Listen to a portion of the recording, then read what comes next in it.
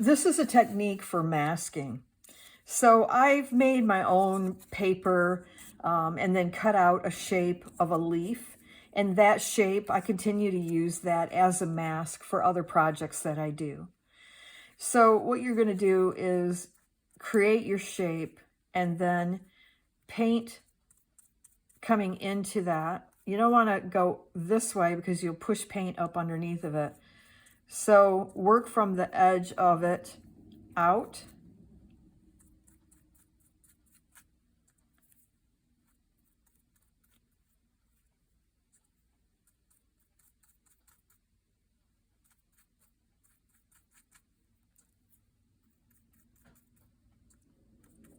And this is just on a regular piece of actually this is watercolor paper that I used for this one. And now you can see I have this wonderful outline of this shape.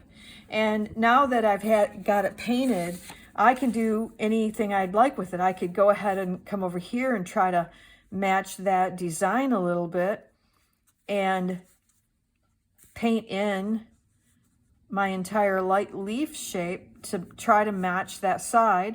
You can cut out a whole image too. You don't have to use parts of it like I do, but you can see how easy that is then to match and paint into. And you get this lovely crisp edge when you do that.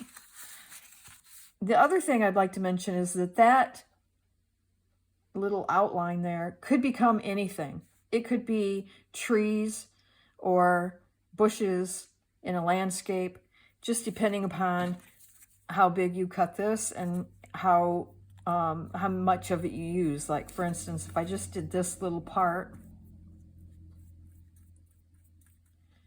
and then let's say I come over here with it again,